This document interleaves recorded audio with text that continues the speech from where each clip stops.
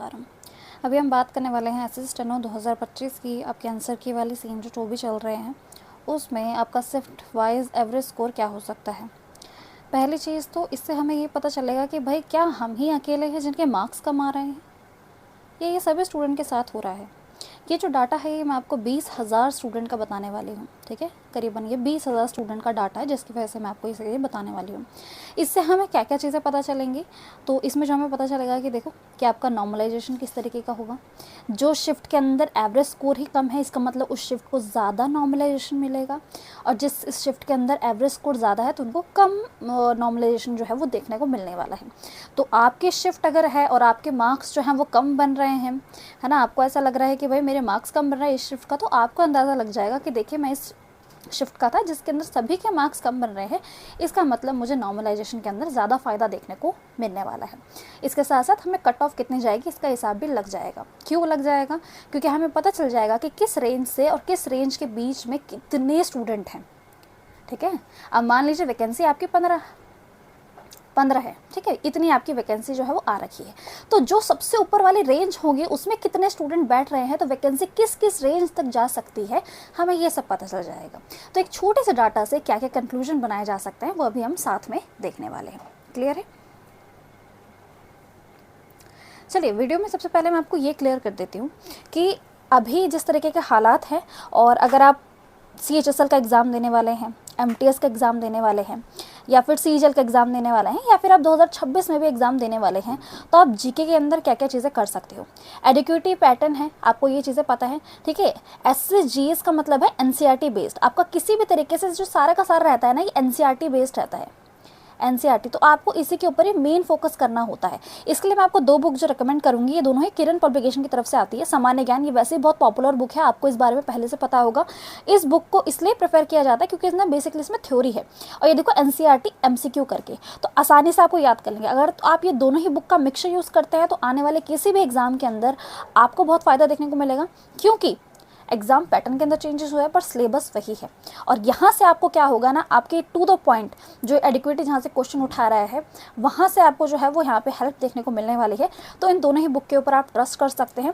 बाकी किरण पब्लिकेशन के बारे में तो पहले से पता है, रैंक 1 ने भी बोला है कि मैं किरण पब्लिकेशन को फॉलो करता था। मेरे हिसाब से बहुत से स्टूडेंट बोलते नहीं है बट एक्चुअल में वो फॉलो कर रहे होते हैं, बिकॉज ये बेस्ट बुक जो है वो मार्केट में अवेलेबल करवाते हैं, ठीक है। तो इन दोनों का ही लिंक मैं डिस्क्रिप्शन में ऐड कर दूंगी, ज़रूर जाके ले लेना। और जिसने भी यूज़ कर रखे हैं प्लीज़ हमारे साथ शेयर कीजिए कि आपका किस तरीके का रिव्यू है इन बुक को लेकर। क्लियर है? अब हम चलते हैं अपने एवरेज मार्क्स की तरफ, ठीक है। अब इसको देखने मात्र से ही आपको अगर ऐसा लग रहा है कि आप सब जान लेंगे तो थोड़ा सा गलत है। आप यहाँ पे देखिए, यहाँ पे मैं आपको क्या समझा रही हूँ, ये देखिए। तो बेसिकली मैं आपको बता देती हूँ कि हम ये जो एवरेज है ये कहाँ से आया। तो रैंक मित्रा के बारे में पहले से जानते हैं, ठीक है। रैंक मित्रा के बारे में पहले से जानते हैं। यहाँ पे उन्होंने ये चीज़ें जो है वो जो PDF वगैरह से है वो चीज़ें उन्होंने पूरा डाटा वगैरह शो किया है, उसी के हिसाब से बता रही हूँ कि करीबन आपके 20,000 स्टूडेंट का डाटा है। यहाँ पे देखिए, अगर मैं आपको समझाना चाहूँ तो शिफ्ट देखिए, ठीक है। यहाँ पे आप पूरा ये देखने की कोशिश कीजिए। ये देखिए, अगर आप इसकी बात करें, जो आपकी सबसे कम जो गई थी ना, ये आपकी गई थी 7 तारीख को। ये जो 7 वाली थी उसके अंदर आपकी सबसे कम गई थी। इसके अंदर सीरीज़ के हिसाब से एवरेज मार्क्स इन्होंने जो है वो लिख रखे हैं, ठीक है। इन्होंने क्या कर रखा है, सीरीज़ के हिसाब से आपके जो एवरेज मार्क्स है उनको लिख रखा है। ये देखिए, तो सबसे ज़्यादा कम जो एवरेज मार्क्स गया है ना, ये गया है 7 अगस्त वाली का, और जो कि आपकी पहली ही शिफ्ट का एग्ज़ाम था, इसके अंदर सबसे कम गया है। उसके बाद आपकी 6 अगस्त वाली का, आपका ये जो शाम का एग्ज़ाम था उसके अंदर सबके गया है, मतलब 3rd शिफ्ट वाले का, फिर 7 का, ठीक है। और 6 वाला कहीं जो पहली शिफ्ट 2nd शिफ्ट थी वो कुछ यहाँ पे आपके देखने को मिल रही है। तो इस तरीके का पूरा जो है वो यहाँ पे हाल गया है, देखो। तो सबसे कम यहाँ पे गई। तो आपको, अगर आप इस शिफ्ट के अंदर आते हैं तो आपको ये पता होना चाहिए कि आपको इसके नॉर्मलाइजेशन का अंदर काफ़ी अच्छा लाभ देखने को मिलेगा। तो जैसे ही आपका नॉर्मलाइजेशन होगा आपको इसके अंदर ज़्यादा बेनिफिट देखने को मिलने वाला है, क्योंकि एवरेज मार्क्स सभी का कम है। और ये पता चल जाएगा टोटल स्टूडेंट का डाटा कितना, देखो यहाँ पे देखने को मिला है। ये कुछ इस तरीके का डाटा है जो कि आप देख सकते हैं। हर किसी के अंदर आपने करीबन 2000 से ऊपर स्टूडेंट ने जो है इसके अंदर करा है। अब यहाँ पे जो अगर आप कट ऑफ का जो अंदाज़ा है कि भाई हमें कट ऑफ का अंदाज़ा कैसे लगेगा, तो देखो आपको पता है कि फाइनल वैकेंसी के अंदर आपकी कितनी सीट आ रही हैं, 1500 बैठ रही करीबन। तो अब यहाँ पे देखिए, यहाँ पे कितने स्टूडेंट आ रहे हैं। देखो 180 के ऊपर जो स्टूडेंट दिख रहे हैं ये आपको कम देखने को मिल रहे हैं, है ना।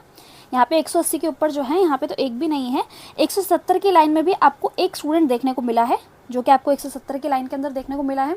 इसके साथ साथ ये 150 की लाइन में देखिए आपके 92 स्टूडेंट्स तक आपको देखने को मिल गए हैं।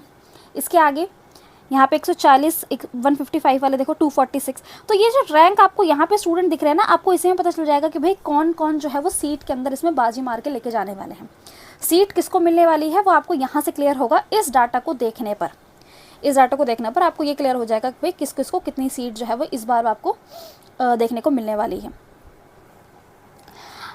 और देखिए जो स्टूडेंट की जो रेंज है ना वो यहाँ से शुरू हुई है, 145 तक आपका बेसिकली यहाँ से गया है। तो अगर आपको याद होगा जब मैं आपको बता रही थी कि कट ऑफ का एस्टिमेट आपका जो जाने वाला है वो कुछ इस रेंज में ही आपको देखने को मिलने वाला है। ये देखिए, तो स्टूडेंट की ज़्यादा भरमार यहाँ पर है। और यहाँ पे कैटेगरी के हिसाब भी देखो, उन्होंने पूरा प्रॉपर कैटेगरी के हिसाब देखा। अब ये जैसे डाटा बढ़ता जाएगा हमारे पास और एक्यूरेट इन्फॉर्मेशन जो है वो हमारे साथ सामने आती रहेगी। बाकी अभी तक हमारे पास यही है। इसके अंदर आप देख सकते हैं जो टॉपर्स के इन्होंने निकाला है कि कौन कौन टॉपर्स हैं, तो टॉपर्स के नाम भी आपको देखने को मिलने वाले हैं।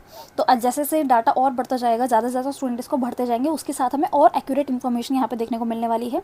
बट जो मेन रेंज आपको देखने को मिल रही है वो कुछ इसी रेंज में है जहाँ पे ज़्यादा स्टूडेंट लाए कर रहे हैं।